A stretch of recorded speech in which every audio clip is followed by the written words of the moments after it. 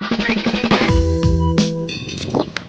what's up mga katit? Kumusta kayo? At welcome back ulit sa channel ko. Ngayong araw na to mga tito, no? Gaya ng request nyo, gaya ng lagi yung request na pumunta tayo sa breeder ng goldfish mga katits.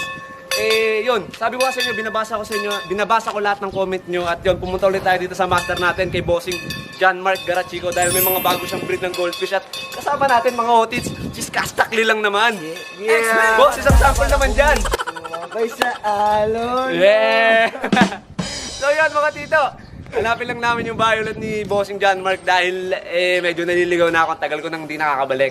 Ito na yung sugod bahay gang. Oy pre, i-promote mo yung channel mo. So ayun mga kaalaga, subscribe kayo sa channel ko. When and Pat, yan fish lover. Yan, subscribe nyo mga otits ha. Kastakli. Kastakli lang sa kalan. NANI?! Nasaan ba yung tubo? Diyan po ba si John Garachico? Gagi, kakagising lang niya no. So ayun mga kaalaga, Boss! dito na tayo, boss. Yon, kumusta boss? Ayos lang pala. Pwede ba pumasok diyan? Pwede, basta walang COVID. May panlasa ka pa ba? Meron pa. Nakakalasa pa? Malasang B-fresh pa. Kumusta boss? Ayos lang. Yun no, talagang pinagandaan pa tayo ni Bossing. Talagang naka-electric fan pa. Boss, kamusta boss? Yun no? Ayos lang, buhay pa naman tayo sa COVID. Wala pa tayong COVID. Ayuda, yung ayuda boss. Ay, Kamusta? siyempre meron tayo. Pinamili na natin na isda. Yun? Uy, may isang naligaw dun oh. Ba't nandito ka? Wala, daming pinagtira. Uy! Hindi ka nagtira! Hindi ka nagtira! Nag-fuses technique na kami dito ka na. Mag-bebek kayo dito? Tibay mo brad ah! Gagi. Parang may pet shop ka ba? Ha? Ang dami niya na! Sabi ha, Patrick ha. Ang dami niya na! Sakto lang. Kaya lang ni Otis eh. Napadaan lang ako, naligaw. Grabe naman yung napadaan na yan, boss. Shopping yan, ah. So, mga otit, dahil nandito na nga tayo, medyo samantalayin na rin natin yung pagkakataon. Dahil nga, nung nakaraang punta natin dito, boss, nakaraang punta namin, boss, di kami nakaikot dito sa mga nakaburgo na beta eh. More on multicolors tayo, tsaka mga candy and AOC tayo dati. Pero ngayon, boss, ano na bang nagbago dito sa mga nakaburgo mo? Marami na actually back to classic line tayo. No? Ano to, mga red, yellow, blue. Ops. Mamaya na. Bitinin natin yung mga kaotit natin dahil papakita namin sa inyo yung iba't ibang klase ng solid color mga otits. Tapos may Classic line. Ito tawag nila classic line. So yun, papakita namin isa-isa yun sa inyo at syempre mga otit, hingi tayo ng konting tips about dito sa breeding ulit, no? Syempre, alam ko marami pa rin nabibigo boss sa pagbibreed ng beta kaya yun, wala nang patumpik-tumpik pa mga otits. Simulan na natin. So mga otits, sa mga naghahanap dyan ng super red, no? Boss, grabe itong super red mo na to boss ah. Talagang alam nyo mga otits yung dugo na sobrang lapot. Ganito yung pagka super red niya mga otits. Actually, na sila, hand flaring sila na. So kahit ikakamay mo yan, kung saan nag-flare yun sila. Sanay na boss, no? Sanay na sila sa hand flare. Actually, ready na sila for ano yun. Ready na sila for show. Boss, ilang months na yung ganito? 2 months old. 2 months old. 2 months old. 2 months old. Bali boss, kapag sinalin natin to sa show, saan siya papasok? Actually, yung size niya kasi junior size pa to kasi below 1.5 eh. Pero pag once na yung body size niya, nasa 1.6 much better. Kasi yung average sa standard size is 1.5 eh. So, mas maganda, mas malaki. So, approximately siguro mga 3 months old na siya. 3 months old. Okay. So, etong super red mo boss, parang sobrang parang malapot na dugo nga gaya ng sinabi ko kanina. Blood red siya. Medyo ibang line niya. Medyo pricey siya kasi talagang puro na yung linyada. Grabe to mga otits. Bali etong mga nandito mo boss, yung mga ginugroom mo dito, all males to. All male siya, all male. Ayan, all male siya, all male. Yun no? January, ano ko po nagsimula?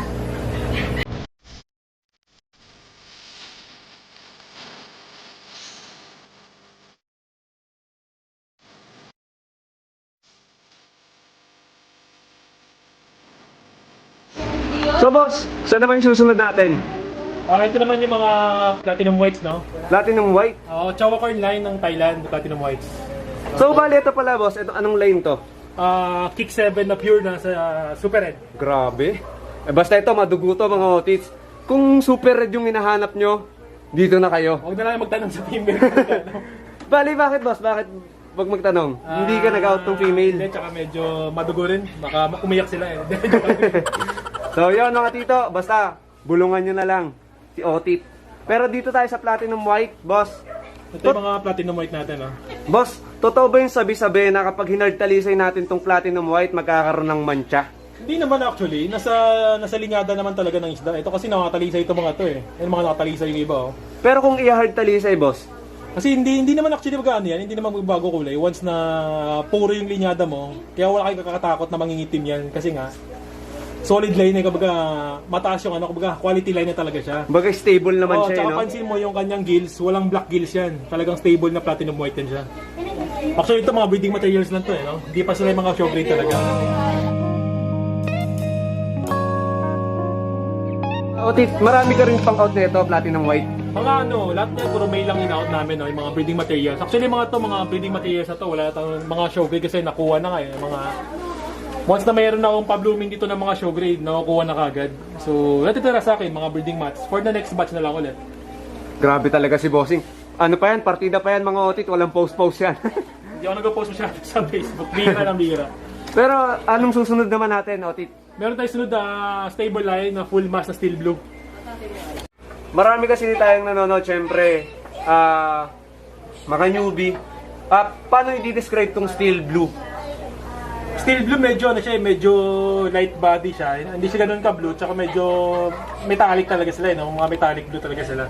So tsaka yan ito mga to medyo high quality kasi nga full mass lahat. Kasi minsan yung iba, may mga lumalabas na mga blackheads. Ito stable line to, kahit yung female, tingnan mo, full mass line talaga siya. So full mass siya, wala siyang itim sa ulo. Talagang close yung Kumbaga walang pagkapanot. walang pagkapanot. So lahat yan, pantay na pantay lahat ng kulay. So after natin mga tito dito sa steel blue, dito naman tayo, Otit. Dito naman tayo, boss, ha? Copper. Copper. Ayun, no? Grabe. Papa natin para hand layering sila. At Dito naman sa copper, boss. mga 2 months, so, ganun din dapat 1 tone. Meron kasi minsan copper na nagiging gold. Parang nag-reddish, goldish yung kulay niya. Ito kasi mga 1 tone copper to. Ibig sabihin stable yung kulay niya. Tsaka ito, medyo maitim pa sa ulo. Ibig sabihin hindi pa siya full mass. Hindi pa siya actually fully matured. Meron kasing copper, boss, parang merong wash-wash ng red, no? Oh, yun yung mismong iwasan natin. No? So ito kasi... Pero actually breeding materials to, hindi to show grade Mga pinapakita ko, mga breeding materials to. Pero dapat yung titinan mo is yung mga full mass siya, wala siyang itim sa ulo. At the same time, yung kulay niya hindi nagbabago-bago. Parang nagbe-blend yung gold tsaka silver color niya. So ito, stable line talaga siya. So ito naman, boss, parang saging to, Yan yung Kick 7 na super yellow. Super yellow. Oh, super price nila. Yan yung mga sobrang linis na yellow, no? Kick 7 yellow. Parang ang sarap kagatin nito, boss, parang saging. Mga pure strain talaga siyang yellow. Sobrang linis yan. Otit, matanong ko lang. Meron kasing, di ba, ito yung mga ganto parang, ang tawag yung pirata, di ba, yung matang ganto. Oh. Pagka lumabas ba, Otit, na pirata dun sa kabila, black naman dun sa kabila, kalyon, automatic? Sa akin, kalyo kasi usually, dapat pareha sila ng kulay, no? Parehang black talaga. Minsan kasi minsan may tinatawag sila na parang tumatalukap sa mata, na nag-iiba ng kulay. Pero much better pareho talaga. Yan yung normal na mata ng isda. Ito yung pirata. Yan yung normal talaga. Grabe to. Ito, Otit, may paana ka na itong mga to. Meron na tayong mga upcomings niyan, no? So paabang-abang na lang sa mga Yun, no? nag-aabang. Kaya, mga tito, Pero no? sa mga nag-PPM, huwag nang umasa makakuha kayo ng female. All male lang po tayo, All male lang, kahit alin dito. All Otit. male na lahat na release. So, mga Otit. So, yun, mga Otit. Ulitin ko lang, no? Reds PH po yung page nila Bossing John Mark. Bossing John Mark. Reds PH, i-like nyo na rin at syempre, i-follow nyo mga tito para lagi kayong updated sa mga sobrang bilis lang nito mag-out. Parang kailan lang ako pumunta dito, boss, Parang tukod sa go, parang ganun lang. Pero yung mga sobrang dami natin nakitang mga goldfish, wala na po no, mga tito. Tapos yung mga nandito, kaya in-update ko kayo sa mga beta. Iba yun yung nakalagay, mga tito. Mga solid colors na Mga classic. solid colors na. Yan yung tinatawag nilang classic line, no? Yung mga line na hindi nag-fade. Kumbaga, hindi sila nagbabago. Pero sobrang mahirap ba mag-groom boss ng solid color? Para sa akin kasi mas challenging kasi syempre yung purity ng color yung labasan eh. Like, unlike na mga multicolor tsaka candy, given na yan. Kung baga kung ano lumabas na kulay, yun na yun, hindi Yun mo na siya yun. mababago. At the same time, form na lang yung abangan mo. Yun nangyayari sa multi. Tsaka, Pero sa solid color, kadalasan ba may mga fade dyan na may fade? mga ano, may Talagang- mga kailangan mo siyempre pupuruin yung linyada. I mean, cleanliness, una tapos yung example sa mga yellow, kailangan tanggalin mo yung mga irids, yung mga dark wash, dark deal. So ito, napuro na natin yung mga linyada kaya well quality na. Stable na, no? Top of the top na kumbaga yun. yung- Hindi na tayo maglalabas, mga tito, ng budget meal. Wala nang ganun. Walang budget meal sa amin kasi syempre pure hobbies talaga to. Kahit di bumili or okay lang, wala na problema lang. sa amin.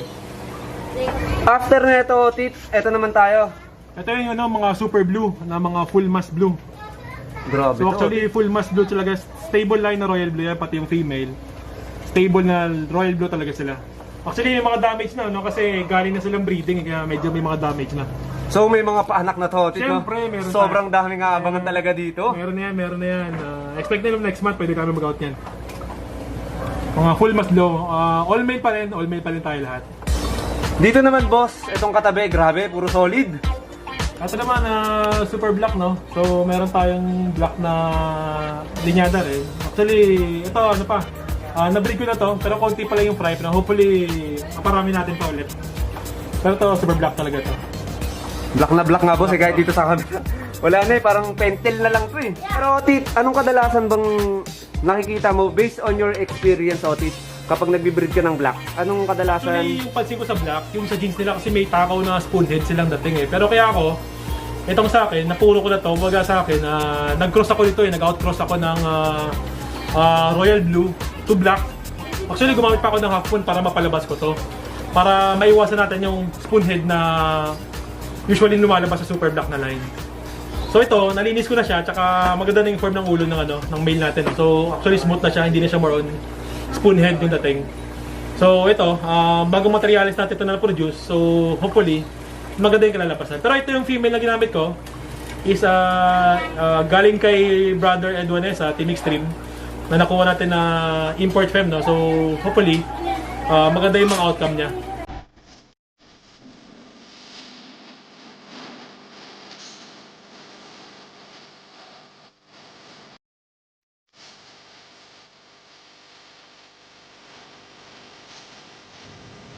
So, ito, boss, ano naman to? Ito, fresh from Shopee, no? Bagong additional sa ating solid lineup.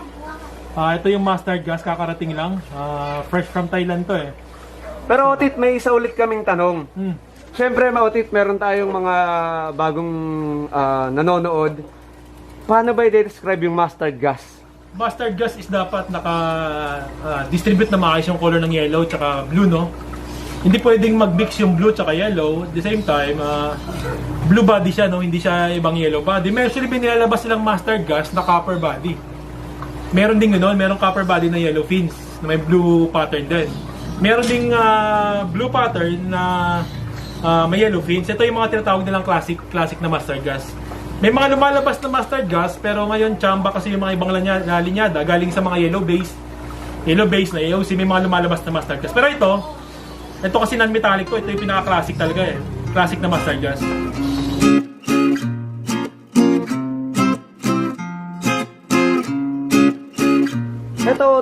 Ito yung tinatawag na anong method to? Actually, merong two types of breeding, no? Meron tayong tinatawag na conventional, which is the chimney method. Chimney method, paano yung ano nun? Chimney ginagawa doon method, actually kinukulong natin yung female sa loob for 24 hours. After nun, may bubble nest na yung male, nakikita nyo, meron ng bubble nest. Actually, nag-bubble na sila ngayon. Yun yung tinatawag na chimney method. Meron naman yung iba, may tinatawag silang tapon method. Tapon method, teka. Tapon method, Otit, paano yung tapon method na yun? Tapon method, kinakondisyon nila yung pair at the same time, tatapon nila diretso pareho, papakawalan. Pareha, sabay. Sabay nila papakawalan. Yung sa tapon method naman, may mga, kumbaga may mga Disadvantage. tsaka advantage. Yung sa tapon method kasi, once na yung pair mo wala sa kondisyon, may other na chance na mamatay yung female or mamatay yung male. Isa, maalin sa dalawa yung mamatay, Otit. There's no such thing na sinasabi. Meron kasi may ibang nagsasabi na merong alpha male, or alpha female, which is not true, no? Sinasabi ko lang, which is not true. Walang alpha male at saka alpha female, no? Magiging alpha lang yung isang male mo kung malaki ito. Mas malaki sa female mo. Kung gawin mo malaki yung female mo, yun yung magiging alpha. So kung sino mas malaki, yun yung mas dominant sa Yun. kanila. So, syempre, mga tito, no, nandito na rin tayo, di ba? Nandito na tayo. Bubusugin ko na naman yung mga mata nyo. Dahil dito sa kabilang side, mga tito, nandito naman yung mga half moon ni Bossing. So, tara, silipin natin. So, eto mga tito, no, sobrang daming half moon dito. Alam ko, maraming naghahanap ng ganito, mga half moon. So, eto na mga tito, nandito na tayo. Eto na, pinasyal ko na ulit kayo. Ito mga ano to, yung mga Candy Galaxy to. Pero ito mga mga ano lang mga breeding materials. Wala na kasi tayo mga Yun, no? showcase. Sobrang ganda, mga Maganda tito. sila kasi mga full colors na, at saka at the same time, mga adult na rin, siguro mga 3 months old. Grabe Ito sa kabila, marble to medyo marble color. Ganda nito mga tito. Tingnan niyo yung dorsal netong isa, oh. Mga breeding materials na lang to, no? Grabe. So, eto, Tit, nag-out ka naman nito ng female. Oh, actually, pwede ko i-auto pair. Pair, Pair, yun. pwede Yun, mga mga tito, ito na. So, ito naman, Tit. Ito mga marble din to, mga marble na half moon din. Grabe yung ulo nito, Tit, ah. Parang sinulatan ng pentel pen, ah. Mga adult na sila, mga adult size na. Ito actually mga 3 months and 3 months and up na to mga to. Ito, 3 months. 3 months old na to mga to. Pero ito talaga, grabe. Boom. Ito mga... Ito mas na to siguro mga nasa 4 months na yan. 4 months. Ang laki, oh. Grabe. Tit, anong pinapakain mo sa mga to? Ito full matured na siya actually. Actually, ano lang, live food tsaka... Siyempre sa long fin kasi kailangan tayo na high maintenance yung long fin. So, kailangan nila ng nutrients na, na enough sa kanila, no? Which is yung live foods na chubby. At the same time, habang nag-chubby ka, kung busugin mo, dapat pa-flare mo para hindi magkasakit, no? Madadigest nila ng maayos yung Para hindi magkaroon ng SBD, Tit. Oo, especially pag cold season, no? So yun yung live food yung pinapakain natin. Grabe. Laki na ito, Tit. Yan, ano yan, actually paano yan, ito pa 4 months, ito na sa 3 months ng isa. Ah, ito. Oo, 3 months ng isa, ito pa 4 months ito. Actually magandang materialis ito mga to mga... Tit, basta galing sa'yo. Malupit na materialis yan. Magandang materialis.